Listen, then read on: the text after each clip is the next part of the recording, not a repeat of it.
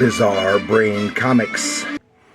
Oh, hello, my comic book friends, and welcome to Bizarre Brain Comics. I am Gary, your host, and this is where I like to take a look at some older comics, talk a little bit about the characters and creators, and examine the stories and the art. And this is another episode in my Batman series. You can see I've been bopping around eras, team-ups, interpretations, etc. Well, just a few days ago, I did one on the Outsiders, which was drawn by Jim Aparo. Well, this time we're going to be taking a look at The Brave and the Bold, number 158 from 1980. Actually, it was January 1980, so it would have been probably November of 79 when it came out. This is and of course, the Brave and the Bold was eventually canceled and replaced with Batman and the Outsiders, with Jim Aparo doing the art chores. And I like these team ups like this. One of the reasons, I don't have as many as I'd like, but one of the reasons is that it's because each issue is a team up. It's usually a one and done story, so that you don't come to the end of the issue and not have the resolution of the story. Well, we do. We have that here, and it says, "More frightening than the Scarecrow, more dangerous than the Joker. Who is he? And why can he terrify our heroes? Learn the deadly answers in Yesterday Never Dies." As it sounds kind of like a James Bond film title.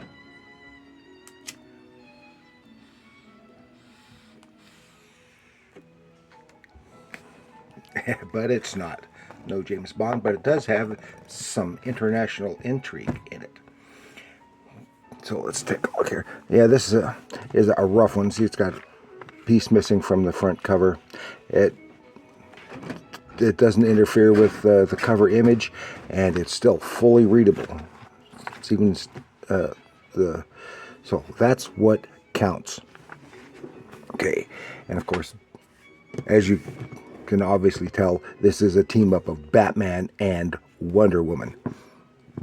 So this is just a few years after the TV show went off the air. It's when I started with that theme. And for a while, they'd put her back in World War II again, and then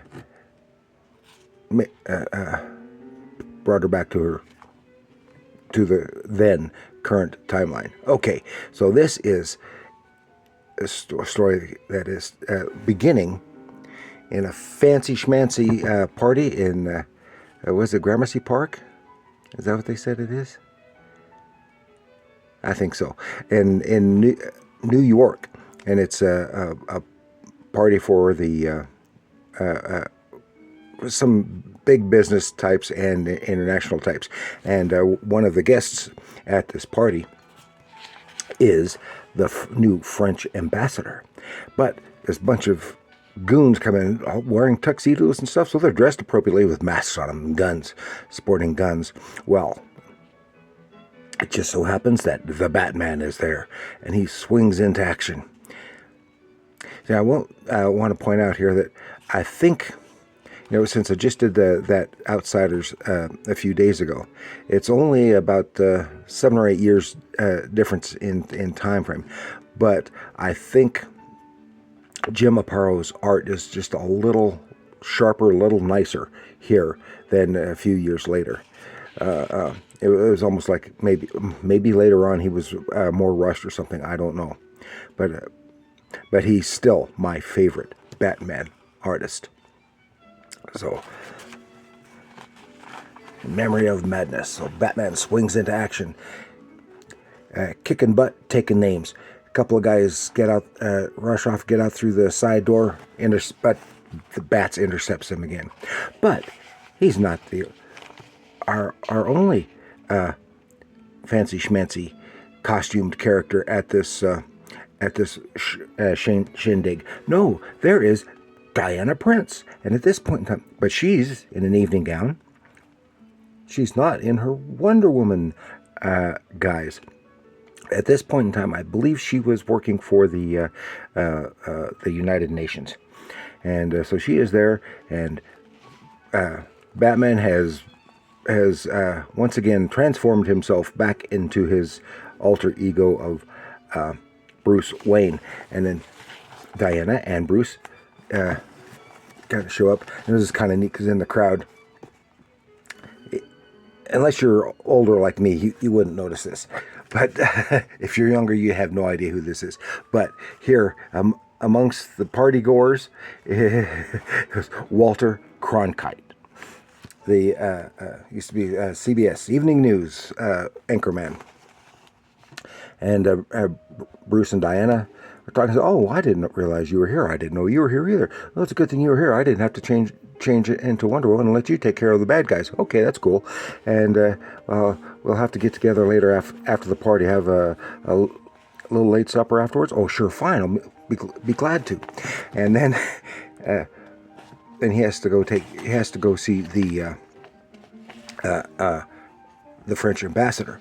Meanwhile, while Diana's still on the grounds of this estate, sees another suspicious-looking character sneaking around and looks like he's armed. So she quickly transforms into Wonder Woman, and goes, and it is some kind of costumed goon. And he goes, surprised to see her. And he turns with his weapon and starts blasting at her. Boom, boom, boom, boom. And of course, she has her bracelets deflect bullets, but they're not bullets. They're small spheres and go shattering as she tries to deflect them, and they contain a gas. And the gas is swept around her. Oh no! It affects her mind, and she's seeing Steve Trevor, who at this point in this continuity, she had recently died. But don't worry, he gets better, and she is reliving his death. I go, no, and she screams. So Bruce is with the French ambassador talking, and they hear her scream. Of course, Bruce immediately jumps up and rushes out to see what's going on, while at I think it's the French doors, maybe, or just a window, our costumed goon slips in and he calls the ambassador Monsieur Traitor, calls him a traitor. Bruce rushes out and makes his way through the crowd and finds Wonder Woman staggering amongst some of the wisps of gas still left. And she, what happened? Not letting on that they actually know one another. And she briefly brings him up to speed, and then but she mentions that the goon was French, speaking in a French accent and stuff. Frenchman, holy cow! He rushes back, and we have another one of our ever-present Hostess Twinkies ads. This is with Superman, and it looks like it was drawn by Kurt Swan and Vince Coletta.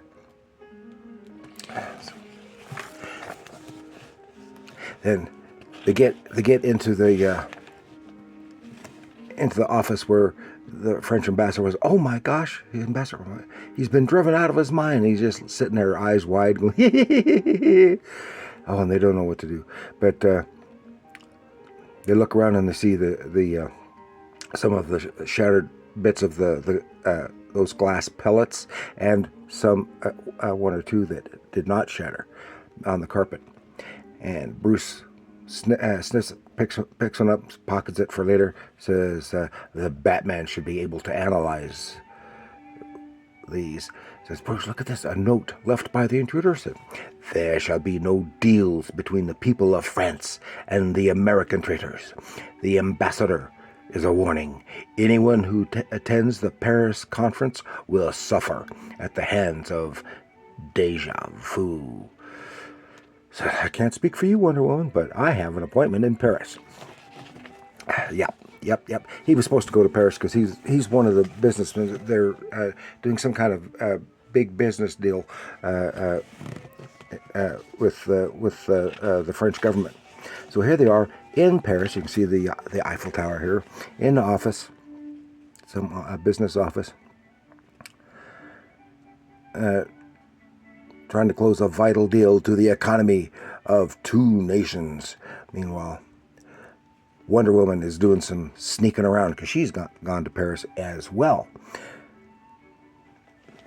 And she got the information about the gas that was in those vials that Batman had analyzed, and it leads her to this particular plant. But the plant seems to be out of operation, and she's snooping around. But suddenly she's under attack again. Boom, boom, boom, and she's right over this vat of chemicals. But she manages to, with her acrobatic skills, leap away. And these are real bullets. These aren't just gas pellets. These are real bullets. Flam, flam, flam. But she gets out of the way, takes off, able to leap clear over that vat to safety. But then she hears the voice call and says, "You cannot stop me, ma jolie chérie. The traitors will die. They will die tonight in memory of one who died before." Then a little later, Bruce and Diana are meeting up, comparing notes, and she brings him up to speed, and he says, "Well, Bruce Wayne will have to be absent so that a certain detective can join you on patrol, because they're having that meeting that night, so he's not there. But they're at the location of the meeting. They're looking around, but they are bushwhacked, and foot,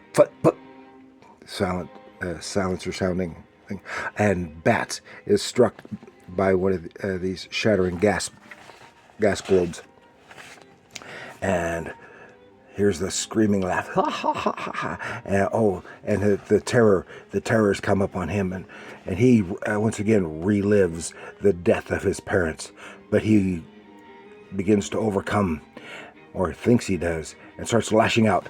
But he's struck Wonder Woman, and as they are grappling on the roof of the building, they tumble.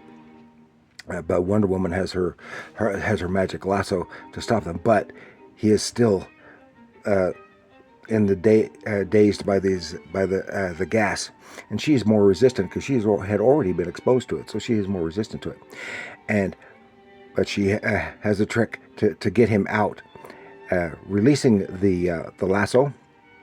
They continue to plummet, and when Batman realizes the dire situation that he has put Wonder Woman in, because she feigns unconsciousness, he's restored, grabs a hold of her, spins her around, and they land rather safely on an awning, which breaks their fall, even though they tear through. So they're just momentarily stunned.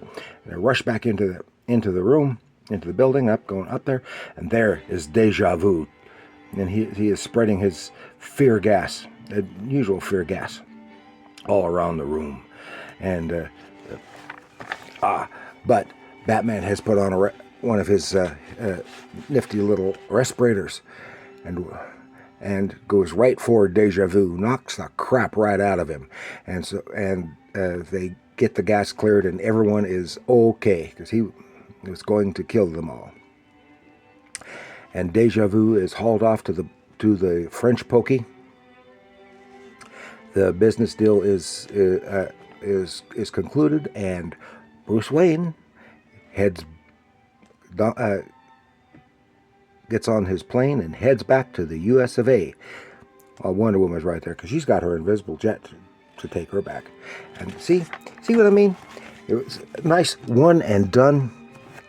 I like to have really like it when you can have a story that's the whole thing is in one issue.